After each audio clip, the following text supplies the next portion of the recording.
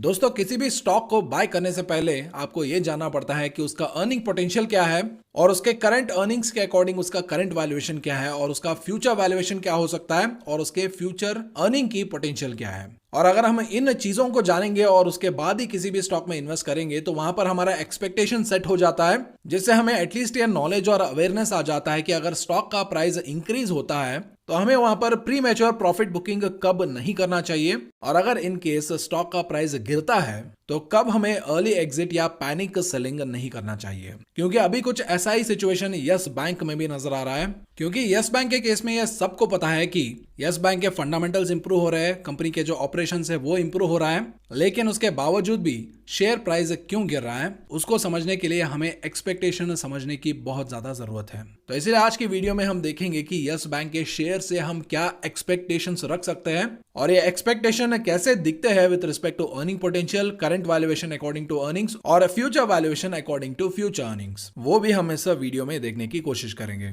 और आगे बढ़ने से पहले बाय चांस अभी तक आपने अगर हमारा टेलीग्राम चैनल ज्वाइन नहीं किया तो मैं रेकमेंड करूंगा टेलीग्राम चैनल ज्वाइन कर ले, और उसका ज्वाइनिंग लिंक आपको वीडियो के डिस्क्रिप्शन में मिल जाएगा।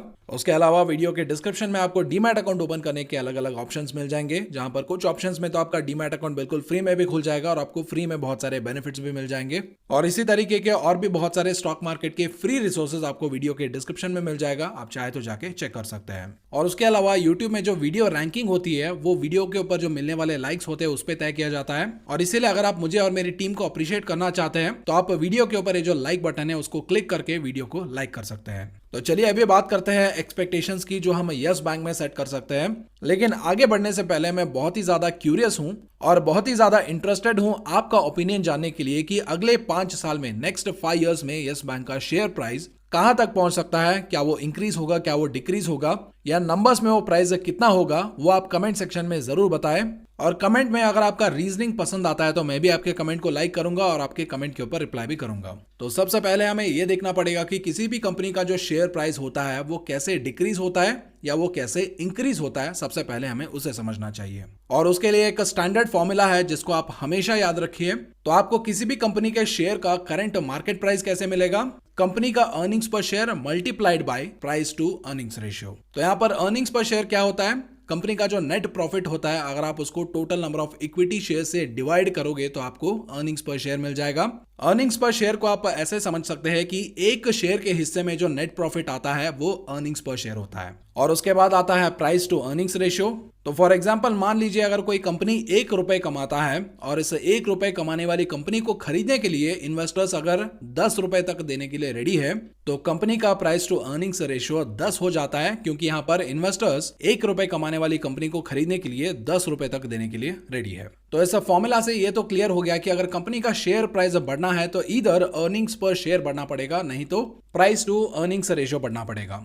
तो अगर आप प्राइस टू अर्निंग्स रेशियो की बात करें तो वो कब बढ़ सकता है, अगर मान लीजिए मार्केट बुल रन में है तो उस टाइम यूजुअली सारे स्टॉक्स जो होते हैं वो एक हायर वैल्यूएशन पे ट्रेड करते हैं, तो इसीलिए कंपनी के जो प्राइस टू अर्निंग्स रेशियो है उस टाइम ज्यादा हो सकता है। नहीं तो अगर कंपनी के फंडामेंटल्स इंप्रूव हो रहे हैं, कंपनी का ब्रांड वैल्यू इंप्रूव हो रहा है, कंपनी का मार्केट प्रेजेंस इंप्रूव हो रहा है और भी इसी तरीके के इंप्रूवमेंट्स अगर कंपनी में होता है जिससे इन्वेस्टर्स को वैल्यू ऐड होता है तो उस टाइम भी कंपनी का वैल्यूएशन ज्यादा हो जाता है। और कभी कभी ऐसा होता है कि कंपनी में लगातार बड़े बड़े पॉजिटिव न्यूज आ रहे होते हैं, जैसे कि कुछ टाइम पहले रिलायंस के केस में हुआ था, तो उस टाइम भी कंपनी का जो वैल्यूएशन है जिसको प्राइस टू अर्निंग्स रेशियो के रूप में मेजर किया जाता है वो इंक्रीज हो जाता है। और एक और कंडीशन भी है, जैसे कि अगर शेयर में स्पेकुलेशन होता है या ऑपरेटर्स उसको ऑपरेट कर रहे हैं तो उस टाइम भी वैल्यूएशन ज्यादा हो जाता है, लेकिन वो लेजिटिमेट वैल्यूएशन इंक्रीज नहीं है, तो इसलिए हम उसको कंसिडर भी नहीं करेंगे। तो अभी तक हमने देखा कि अगर कंपनी का शेयर प्राइस इंक्रीज होना है तो प्राइस टू अर्निंग्स रेशियो कैसे इंक्रीज हो सकता है उसके बारे में हमने जाना। लेकिन मार्केट में बुल रन कब आएगा, मार्केट में पॉजिटिव न्यूज कब आएंगे, ऐसी चीजें इन्वेस्टर्स के कंट्रोल में नहीं होता है। लेकिन एज अ इन्वेस्टर हमें उन्हीं चीजों पे फोकस करना चाहिए जिस पे हमारा कंट्रोल होता है,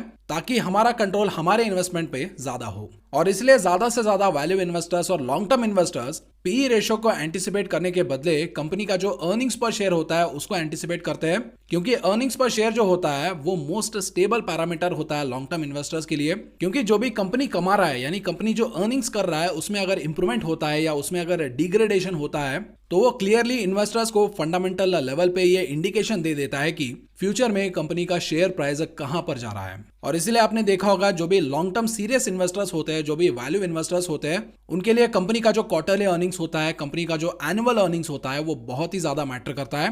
क्योंकि अर्निंग्स जो होता है वहां पर कुछ भी छुपा नहीं सकते, वो दूध का दूध पानी का पानी कर देता है। क्योंकि शेयर प्राइस शॉर्ट टर्म में स्पेकुलेशन, न्यूज और ऑपरेटर से इन्फ्लुएंस हो सकता है, लेकिन लॉन्ग टर्म की अगर आप बात करें तो वहां पर सिर्फ एक ही पैरामीटर कंपनी के शेयर प्राइस को इन्फ्लुएंस करता है, और वो है कंपनी कितना ज्यादा पैसा कमा रहा है, जो अर्निंग्स पर शेयर के रूप में ट्रांसलेट होता है। तो अगर कंपनी का अर्निंग्स पर share year on year basis पे कंसिस्टेंटली बढ़ रहा है, तो कंपनी का fundamentals, brand value, market presence, ऐसी चीजों को भी कवर कर लेता है।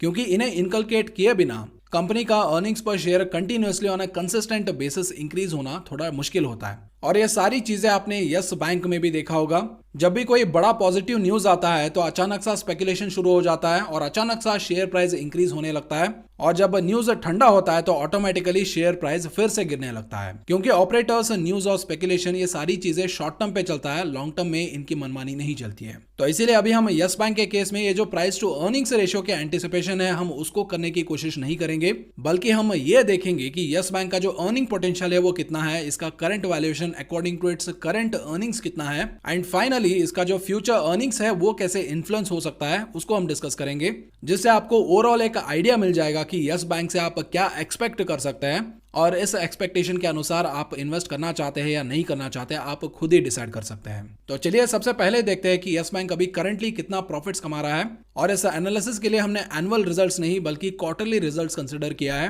क्योंकि आपको ये बात पता ही होगा, यस बैंक ने अपने कोलैप्स के बाद रिसेंटली रिकवर करना शुरू किया है, और इसीलिए यहाँ पर एनुअल रिजल्ट्स उतना सेंस नहीं करता है, और इसीलिए हमने यहाँ पर क्वार्टरली रिजल्ट्स कंसिडर किया है।